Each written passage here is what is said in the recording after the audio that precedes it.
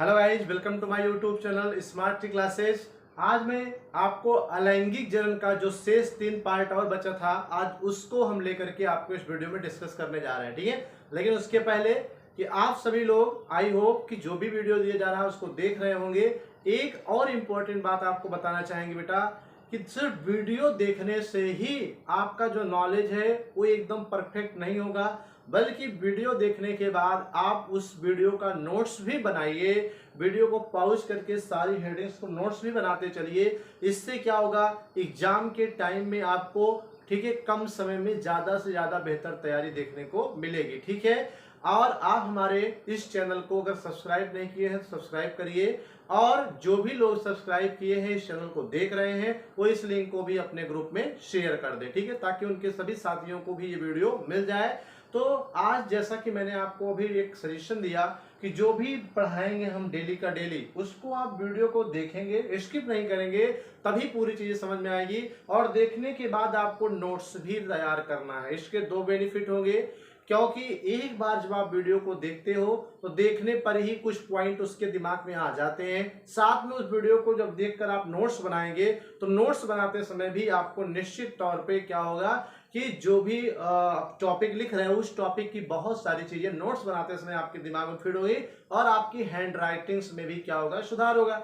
Suppose करिए अगर daily 25 minute का वीडियो है, अगर आपको 20 मिनट भी इस वीडियो के टॉपिक को लिखने में लगा, तो समझ लीजिए 20 मिनट आप क्या कर रहे हो, डेली हैंड राइटिंग की प्रैक्टिस भी कर रहे हो। और हैंड राइटिंग जो होता है परीक्षा में बहुत मायने रखता है। ठीक है, इसलिए आज से आप डिटर्मिनेंट होइए कि वीडियो देखना है, वीडियो के साथ साथ घर पे रह के एक नोट्स भी बनाना है, ताकि वह नोट्स आपको क्या हो, अपने पास रखें, और जब भी परीक्षा का टाइम आए तो रिपीट करने में आपको कम समय में ज्यादा से ज्यादा रिपीट करने में सहायता मिलेगी। ठीक है, इस बात को ध्यान देना। ठीक है, तो आइए चलते हैं आपको आज के इस वीडियो में हम, ठीक है, जीवों में जनन का जो टॉपिक चल रहा था अलैंगिक जनन, उसमें मैंने कल के वीडियो में आपको बताया होगा कि द्विविभाजन द्वारा जनन क्या होता है और बीजाणु जनन क्या होता है। कल हमने ये आपको बताया होगा। एक बार हम आपको रिपीट कर दे रहे हैं कि अलैंगिक जनन का मतलब है कि ऐसा जनन जिसमें संतान उत्पन्न करने के लिए किसी एकल जीव की आवश्यकता होती है, 2 लोगों की आवश्यकता नहीं होती, उसे अलैंगिक जनन कहते हैं। और अलैंगिक जनन जो प्रायः 99% जो है ये प्लांट में ही पाया जाता है।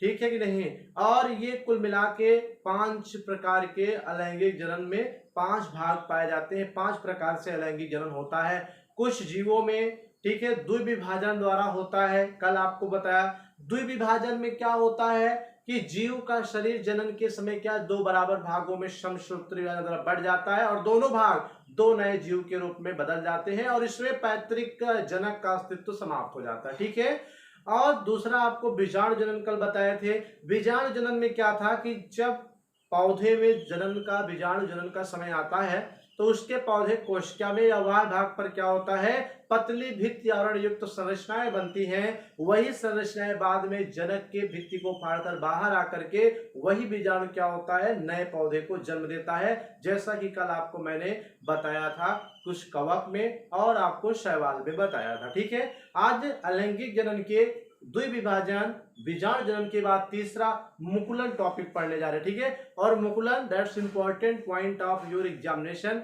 आप आंसर उठाइए, अगर रखे हो देख लीजिए। मुकुलन कई बार पूछा गया है कि मुकुलन द्वारा जनन क्या होता है, किसमें होता है। सबसे इम्पोर्टेंट, 1 नंबर का भी पूछा जाता है कि पर्टिकुलर नाम ले लेता है एनिमल्स का या उस जीवधारी का, कि बताइए इसमें किस प्रकार का जनन होता है। ठीक है, या मुकुलन द्वारा जनन किसमें संपन्न होता है। तो ईस्ट इसका सबसे अच्छा एग्जाम्पल है। ईस्ट का नाम सुना होगा आप लोगों ने। ईस्ट एक प्रकार का कवक होता है। ठीक है, उसी कवक में मुकुलन द्वारा जनन प्रायः साधारणतः पाया जाता है।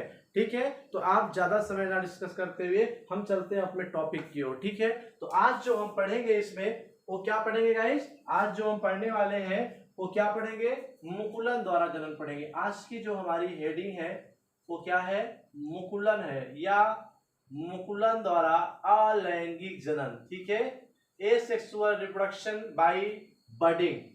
ठीक है, ये आपको आज पढ़ना है। तो इसको बोलते हैं इंग्लिश में बाय बडिंग। क्या बोलते हैं, बाय बडिंग। अर्थात मुकुलन द्वारा जनन बोलते हैं। क्या बोलते हैं? मुकुलन द्वारा जनन बोलते हैं। ठीक है, सबसे पहली चीज यह प्रायः, ठीक है, क्या होता है? अलैंगिक जनन है। क्या है? यह प्रायः अलैंगिक जनन होता है। ठीक है, क्या होता है? यह प्रायः अलैंगिक जनन होता है। और जो एक कोश की कवक, ठीक है, अर्थात उस कवक का नाम क्या है? ईस्ट है। एक कोश की कवक ईस्ट में पाया जाता है या संपन्न होता है। ठीक है, संपन्न होता है। तो एक तरह से ये ईस्ट क्या हो गया गाइस? ये मुकुलन जनन का एग्जाम्पल हो गया। ठीक है, यही एक नंबर का पूछा जाता है, ईस्ट में किस प्रकार का जनन होता है? तो ईस्ट में साधारणतः मुकुलन द्वारा जनन होता है। या ये पूछ लेगा कि मुकुलन निम्न में से किस में होता है? शैवाल में, और उसके बाद ऐसे दे देगा स्पाइरो वगैरह, कुछ भी दे देगा पार्टिकुलर, तो उसी का एक विकल्प आपका ईस्ट रहेगा, तो ईस्ट आपको सिलेक्ट करना होगा। ठीक है, तो ये हो गया। अब इसमें होता क्या है, कैसे होता है? तो यहाँ पे आप समझिएगा कि इस विधि में ठीक है, ईस्ट कोशिका के, ठीक है, ईस्ट एक कोश की जीव है, इसलिए हम क्या कह रहे हैं? ईस्ट कोशिका कह रहे हैं। ठीक है, ईस्ट कोशिका में बाह्य भाग पर, कहां पर? बाह्य भाग पर जनन के समय, जब जनन का टाइम आता है तब जनन के समय ठीक है, क्या होता है? सूक्ष्म गोलाकार, ठीक है, सूक्ष्म गोलाकार कई, सिर्फ एक ही नहीं बल्कि एक से अधिक क्या होती हैं? कई गोलाकार कई संरचनाएं बनती हैं। संरचनाएं क्या होती हैं गाइस? बनती हैं, संरचनाएं बनती हैं, जिसे मुकुल कहते हैं। क्या कहते हैं? जिसे मुकुल कहते हैं, अर्थात बड कहते हैं, मुकुल कहते हैं। ठीक है, यही मुकुल, ठीक है, अर्थात गोलाकार संरचना, यही मुकुल ईस्ट से अलग होकर क्या होती है? अनुकूल समय आने पर, ठीक है, कैसे? अनुकूल समय आने पर ठीक है, एक नए ईस्ट में क्या होता है? एक नए ईस्ट में बदल जाता है। ठीक है, क्या होता है? एक नए ईस्ट में बदल जाता है। ठीक है, तो कंप्लीट हुआ कि मुकुलन द्वारा लैंगिक जनन। सबसे इंपॉर्टेंट चीज कि मुकुलन जो है यह एक प्रकार का क्या है? अलैंगिक जनन होता है। और जो केवल एक कोश की जो कवक है जिसका नाम ईस्ट है, इसमें पाया जाता है या संपन्न होता है। इस विधि में ईस्ट कोशिका या ईस्ट कवक जो होता है उसके बाह्य भाग पर जनन के समय क्या होता है? सूक्ष्म गोलाकार कई संरचनाएं बनती हैं। इस सूक्ष्म गोलाकार संरचना को मुकुल या बड कहते हैं। यही मुकुल बाद में ईस्ट से अलग होकर के क्या होता है? ईस्ट से अलग होकर अनुकूल समय आने पर एक नए ईस्ट का क्या करता है? जन्म देता है, या एक नए ईस्ट में क्या होता है? ये बदल जाता है गाइस। ठीक है, तो ये मुकुलन द्वारा आपका क्या हुआ? जनन हुआ है, इसकी परिभाषा हुई। यहां पर एक और इंपॉर्टेंट चीज आपको बाय फिगर अगर आप देखना चाहो तो ये इस तरह से, ठीक है, होता है। तो यहां लिखेंगे उदाहरण भी ऐसे, हालांकि हमने पहले ही बता रखा है, लेकिन लिख सकते हो कि ईस्ट में होने वाला जनन, जैसे मुकुलन का एग्जाम्पल पूछ ले तो ईस्ट में होने वाला जनन। ठीक है, अब आप फिगर भी बना सकते हो, बनाना चाहो तो ये, ठीक है, ये ईस्ट है, क्या है? ईस्ट है, और ये इस समय क्या है? जनक के रूप में है। ठीक है, तो जब इसमें जनन का समय आता है तो होता क्या है कि इसके अग्रभाग पर ऐसे ही कई गोलाकार ऐसे घुंडी जैसी संरचनाएं ऐसे बनने लगती हैं। ठीक है, इसी को क्या कहते हैं? मुकुल कहते हैं। इसी ईस्ट के वाय भाग पर क्या हो रहा है कि ये छोटी छोटी गोलाकार संरचनाएं बन रही हैं, इसी को मुकुल कहते हैं, अर्थात बड कहते हैं अंग्रेजी में। कुछ समय बाद क्या होता है? यही बड क्या होते हैं? टूट करके ऐसे अलग हो जाते हैं, और अलग होने के बाद कुछ समय बाद ये क्या होते हैं? ऐसे नए ईस्ट के रूप में क्या होते हैं? बदलना शुरू हो जाते हैं। ठीक है, इस तरह से, और बाद में ये इस तरह से क्या है? एक नए ईस्ट के रूप में बदल गए। तो यहां लिखेंगे हम कि ये क्या है? संतति ईस्ट, ठीक है, डाटर ईस्ट, और ये क्या है? मुकुल है, अर्थात बड है, अलग हो गया है। ठीक है, मात्र कोशिका से अलग हो गया। तो ये आपका हो गया फाइनल। ठीक है, तो ये क्या है? ईस्ट है जो कि एक कोश की कवक होता है और यह इष्ट जनक के रूप में है। जनक मतलब पेरेंट्स। तो जब इसमें जन्म का समय आएगा तो इसके वाय भाग पर किनारे पर क्या होगा, ऐसी छोटी छोटी गोलाकार कई संरचनाएं बनती हैं जिन्हें मुकुल कहते हैं, और यही बाद में इससे अलग होकर के, ये देखिए अलग हो गई, अलग होकर क्या होते हैं, जमीन से गिर कर लग करके, ठीक है, बेस से लगकर, होस्ट से लग करके बाद में क्या होती है, अनुकूल समय आने पर डेवलप होकर के, ये देखिए बड़े होकर के नए इष्ट के रूप में बदल जाती है। ठीक है, तो ये आपका क्या है, मुकुलन द्वारा होने वाला अलैंगिक जनन है। इसे आप नोट कर लीजिए, सभी गाय इसे नोट कर लें। ठीक है, फिर चलते हैं नेक्स्ट की ओर। सभी गाय इसे नोट करें, 30 सेकंड का समय दिया जा रहा है।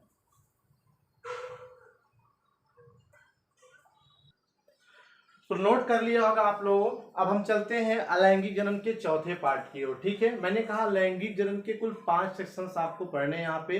पहला द्वय विभाजन पढ़ा आपने, फिर उसके बाद बीजाणु जनन पढ़ा, फिर तीसरा कलिका आपने पढ़ा मुकुलन द्वारा जनन।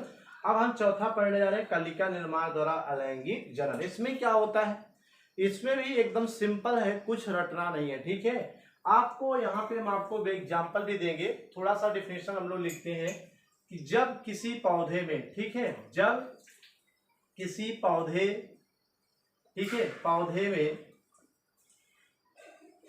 किसी पौधे में पत्ती या तने के, ठीक है, पत्ती या तने के अग्रभाग पर, ठीक है, अग्रभाग का मतलब किनारे भाग पर या आगे भाग की ओर भी आप कह सकते हो। ठीक है, अग्र भाग पर बहुकोश की, ठीक है, मल्टी सेलुलर आप कह सकते हो।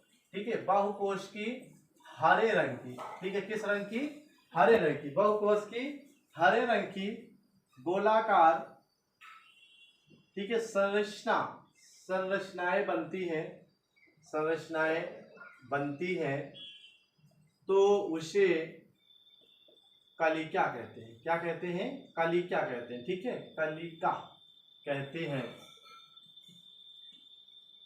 ठीक है, क्या कहते हैं गाइस, कलिका कहते हैं, अर्थात बड कहते हैं, और यही कलिका। तो क्या हुआ यहाँ पे, बोलो, सबसे इंपॉर्टेंट चीज, कलिका निर्माण द्वारा जब अलैंगिक जनन होता है तो जिस पौधे में होता है, हर पौधों में तो ये होता नहीं है, कुछ पौधों में द्वि विभाजन होता है, कुछ में मुकुलन होता है, कुछ में बीजाणु जनन होता है।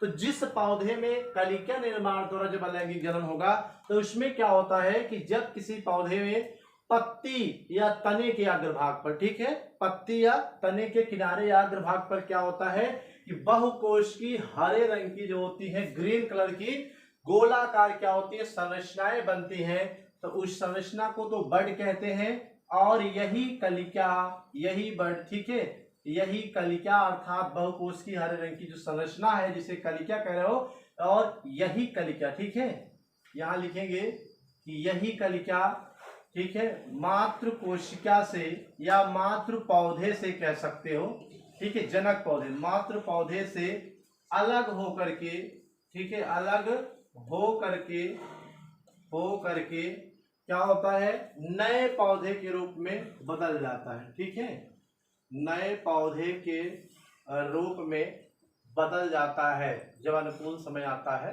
तब। ठीक है, बस इतना ही इसमें याद रखना, ज्यादा कुछ याद नहीं रखना है। ठीक है, जैसे फ्यूनेरिया पौधे में, ठीक है, फ्यूनेरिया पौधे में, ठीक है, क्या हुआ यहाँ पे कि जब किसी पौधे में, जैसे फ्यूनेरिया एक पौधा है, इस पौधे में जब जनन होता है तो वो कलिका निर्माण द्वारा होता है, और जब इसमें जनन का समय आता है जिसके पत्ती या तने के अग्रभाग पर क्या होते हैं, बहुकोश की हरे रंग की गोलाकार संरचनाएं बन जाती हैं, उस संरचना को कलिका कहते हैं। यही संरचना अनुकूल समय आने पे प्लांट से अलग होकर के, मातृ कोशिका यानी पौधे से अलग होकर के क्या करता है, बोलो, एक नए पौधे के रूप में बदल जाता है या एक नए पौधे का निर्माण करता है। ठीक है, एग्जाम्पल आपका क्या है, फ्यूनेरिया पौधे में, Funaria is the best example आप, ठीक है, कलिका निर्माण द्वारा अलैंगिक जनन, ये आपका कंप्लीट हो गया। ठीक है, अब कलिका निर्माण चौथा हो गया। अब इसके बाद अगर हम चर्चा करेंगे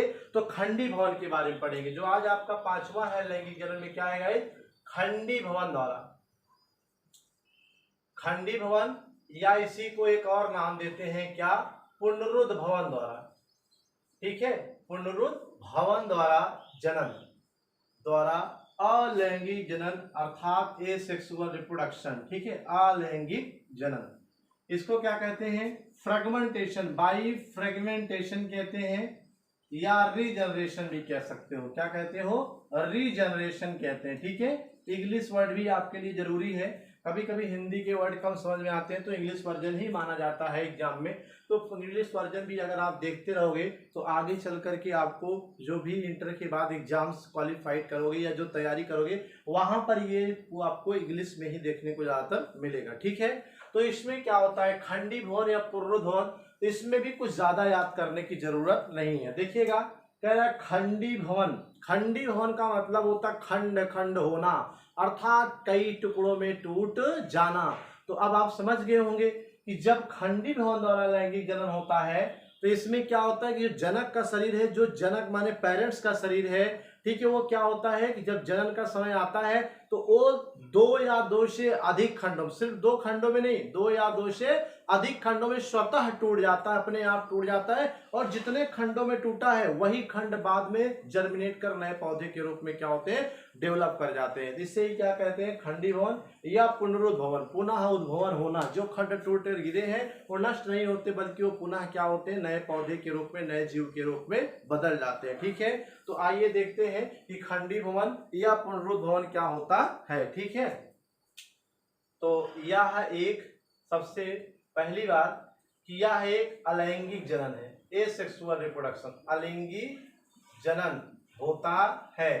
इस विधि में, ठीक है, इस विधि में जनन के समय यानी हमने कहा ऑल टाइम तो जनन होता नहीं, जब जनन का समय आता है तो इस विधि में जनन के समय जीव का शरीर, ठीक है, जीव का शरीर यानी जिस जीव में जनन हो रहा है, ठीक है, जीव का शरीर कई खंडों में, आप लिख सकते हो 2 या 2 से अधिक खंड, चाहे लिखो कई खंडों में स्वतः क्या होता है, स्वतः यानी अपने आप क्या होता है, स्वतः टूट जाता है। क्या होता है, टूट जाता है। और प्रत्येक खंड अनुकूल समय आने पर, ठीक है, अनुकूल समय आने पर, ठीक है, एक नए जीव में क्या होते हैं, बदल जाते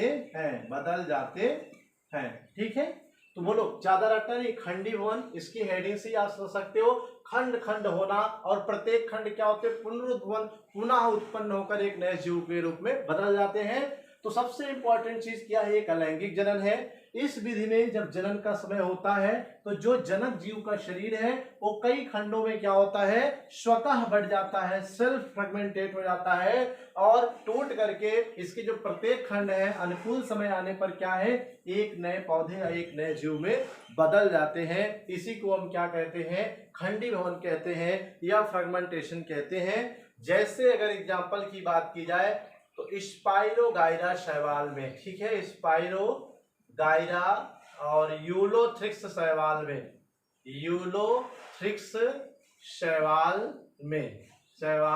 में, ठीक है, ये इसका एग्जाम्पल हो गया।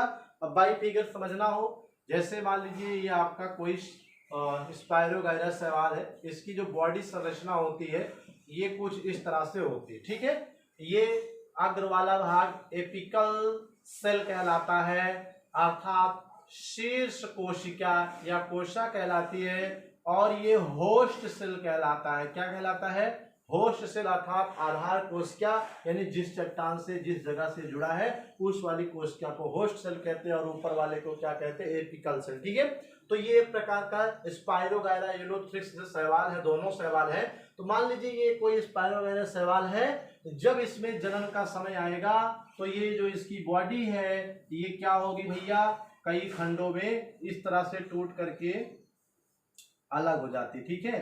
ये इसके खंड इस तरह से क्या हो गए, टूट करके अलग हो गए। तो ये देख रहे हैं आप, ये टूट कर क्या हो गया, अलग हो गया। अब यही खंड आगे चलकर जमीन से क्या होते हैं, आधार से जुड़कर होस्ट सेल का निर्माण करके ऐसे ही नए शैवाल का, नए जीव का क्या करते हैं, निर्माण करते हैं। ये क्या है, संतति शैवाल। क्या है, संतति शैवाल, ठीक है। तो इस तरह से आपको ये समझ में आ गया, ठीक है। ये क्या है, ये जनक शैवाल, ठीक है, जनक शैवाल है।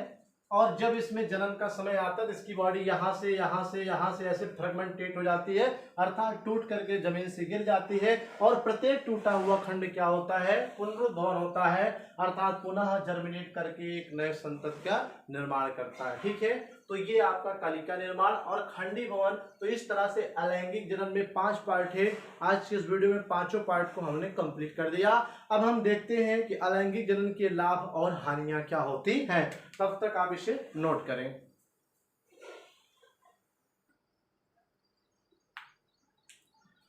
तो अब हम डिस्कस करेंगे अलैंगिक जनन के लाभ व हानियों के बारे में। ठीक है, हमने आपको अभी तक अलैंगिक जनन में 5 प्रकार पढ़ाए। अब एट लास्ट ये भी आपका पढ़ना है कि अलैंगिक जनन से हानियां क्या होती हैं और अलैंगिक जनन के लाभ क्या है। ठीक है, अर्थात एडवांटेज और डिसएडवांटेज ऑफ सेक्सुअल रिप्रोडक्शन, ये भी क्वेश्चन पेपर में पूछे गए। ठीक है, कि अलैंगिक जनन क्या होता है, इसके लाभ और हानियों का विस्तृत वर्णन कीजिए।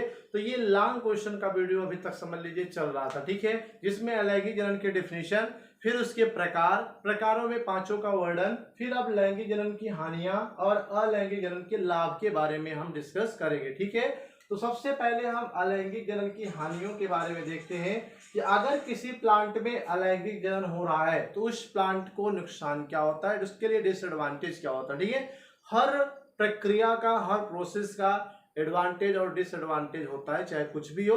तो ऐसे ही अलैंगिक जनन है तो इस प्रक्रिया का भी क्या है, एडवांटेज और डिसएडवांटेज है। ठीक है, आइए देखते हैं पहला क्या है। तो इसे इंग्लिश में डिसएडवांटेज ऑफ एसेक्सुअल रिप्रोडक्शन कहते हैं। तो यहाँ पे आप लिखोगे एग्जाम में कि इसके निम्नलिखित हानियां होती हैं। पहला क्या है, इस विधि द्वारा उत्पन्न जो संतान है बेटा ये दुर्बल होती है। सबसे इंपॉर्टेंट चीज क्या है, आप चाहते हैं कि आपकी संतान दुर्बल हो? नहीं, हर आदमी चाहता है या हर इंसान सोचता है कि उसकी जो संतान हो क्या हो, स्वस्थ हो, प्रबल हो, दुर्बल ना हो। लेकिन अगर ये सेक्सुअल रिप्रोडक्शन अलैंगिक जनन हो रहा है किसी जीव में, चाहे वो प्लांट हो चाहे हाइड्रा जैसे एनिमल हो, ठीक है, हाइड्रा एनिमल श्रेणी में आता है, इसमें सेक्सुअल रिप्रोडक्शन देखा गया है, बाकी तो 99% सेक्सुअल प्लांट में होता है। तो जब किसी प्लांट में एसेक्सुअल रिप्रोडक्शन होता है तो उसके दौरान जो उससे संतान उत्पन्न होता है, जो उसकी अगली पीढ़ी आती है, वो जनक की अपेक्षा क्या होती है, दुर्बल होती है। क्या होती है, दुर्बल होती है। ये इसकी क्या होती है, डिसएडवांटेज अर्थात हानियां। दूसरा, इससे उत्पन्न संतान में किसी नए लक्षण का विकास नहीं होता है। ठीक है, नए लक्षण का विकास नहीं होता, सबसे बड़ी चीज। क्यों? मैंने आपको पिछले वीडियो में बताया था कि अलैंगिक जनन से जो संतान उत्पन्न होते हैं उनके लक्षण पेरेंट्स के समान 100% मिलते हैं, अर्थात क्लोन होते हैं। ठीक है, तो जब पेरेंट्स में जो जो लक्षण है वही लक्षण 100% संतान में भी गया तो उसमें नया लक्षण का विकास नहीं हुआ, कुछ नए लक्षण नहीं आए। तो ये अलैंगिक जनन का क्या है, एक प्रकार से डिसएडवांटेज है। और सबसे इंपॉर्टेंट चीज, इसमें अर्धसूत्री विभाजन नहीं होता है। क्या होता है कि इसमें अर्धसूत्री विभाजन नहीं होता है। आपने देखा था कायिक जनन, उसमें अलैंगिक जनन में द्विविभाजन में क्या था, अमीबा का शरीर समसूत्री विभाजन द्वारा 2 भागों में बट रहा था। ठीक है, तो सम माने समान, ठीक है, सूत्री माने गुणसूत्र, यानी ऐसा विभाजन, ठीक है, जिसमें क्या हो, गुणसूत्रों की संख्या दोनों भाग में समान हो। तो जो अलैंगिक जनन होता है उसमें जो संतान उत्पन्न होते हैं उनमें गुणसूत्रों की संख्या और जो पेरेंट्स होते हैं उनमें गुणसूत्रों की संख्या क्या होती है, समान होती है। ठीक है, तो यहाँ पे मैंने कहा अर्धसूत्री विभाजन नहीं होता है। अगर अर्धसूत्री होता तो कम ज्यादा हो सकते। ठीक है, फिर ये क्या है, इस विधि द्वारा नई जाति का विकास नहीं होता है। सिंपल सी चीज है, जैसे पेरेंट्स में जो गुणसूत्र हैं, जितने गुणसूत्र हैं, जो लक्षण है 100% वही संतान में ट्रांसफर हो रहे हैं इस विधि में, तो नए लक्षण का विकास नहीं होगा, तो नई प्रजाति का जन्म नहीं होगा। ठीक है, ये इसके क्या है, डिसएडवांटेज थे। ठीक है, अब बात करते हैं अलैंगिक जनन के लाभ अर्थात एडवांटेज के बारे में। ठीक है, इसका एडवांटेज क्या है, ठीक है, ये एडवांटेज बताएं। तो इसके निम्नलिखित लाभ है। पहला लाभ है, इस विधि द्वारा जो उत्पन्न संतान है वह आनुवंशिकी रूप से अर्थात जेनेटिक्स रूप से, अर्थात लंबाई चौड़ाई रंग रूप में, वह आकार में क्या होती है, जनक के हुबहू होती है, अर्थात पेरेंट्स के समान होती है, इसीलिए तो इसे क्लोन कहते हैं। ये इसका लाभ है। ठीक है, कि संतान जो होता है पेरेंट्स के समान होती है, उसमें कोई परिवर्तन नहीं होता, उसके हुबहू जैसा होता है। ठीक है, दूसरी है, इस विधि द्वारा उत्पन्न संतान में गुणसूत्रों की संख्या जनक के गुणसूत्रों की संख्या समान होती है। ये भी लाभ है। कि भाई गुणसूत्रों की संख्या क्या होती है, चेंज नहीं होती है, जितना पेरेंट्स में उतना उसकी संतानों में भी होता है। ये इसका क्या है, एडवांटेज है इसके लिए। फिर बात करते हैं तीसरा, इसमें जनन के लिए केवल एक जीव की आवश्यकता होती है, अर्थात एकल जीव की आवश्यकता होती है। हमने आपको कहा कि जो अलैंगिक जनन है, अलैंगिक जनन में केवल एक ही कारक या एक ही जीव की क्या होती है, आवश्यकता होती है। जैसे हम लोगों में, एनिमल्स में क्या होता है, दो लोग की आवश्यकता, मेल फीमेल, लेकिन इसमें ये इसका लाभ है कि दो लोगों की जरूरत नहीं है।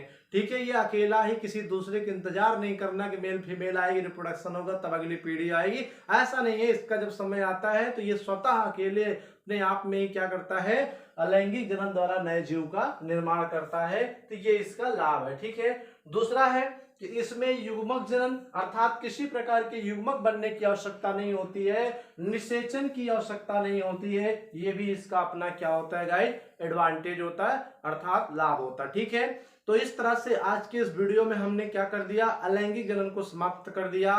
ठीक है, अलैंगिक जनन क्या है, इसके प्रकार क्या है, कौन कौन से प्रकार होते हैं विद एग्जांपल, और इसकी हानियां और इसके लाभ के बारे में हमने एक लॉन्ग क्वेश्चन समझ लीजिए कंप्लीट करा दिया अभी तक, कि अगर पेपर में आता है कि अलैंगिक जनन क्या है, इसके लाभ व हानियों को विस्तृत रूप से बताइए। तो अब आप इतने वीडियो जो देखे हैं, कल परसों के वीडियो, आज की वीडियो में, तो ये क्वेश्चन आपका कवर कराया। ठीक है, अब कल के वीडियो में आपको लैंगिक जनन और उसकी घटनाओं के बारे में हम बताएंगे कि सेक्सुअल रिप्रोडक्शन क्या होता है और इसकी घटनाएं कौन कौन से होती हैं। ठीक है, इन सब के बारे में डिस्कस करेंगे। आप इस पॉइंट को, जैसा कि मैंने कहा, अपने नोट्स तैयार कर लीजिए, तो इसको भी आप अपने नोट्स में उतार लीजिए, कंप्लीट कर लीजिए, और मिलते हैं नेक्स्ट वीडियो में। तब तक के लिए जय हिंद।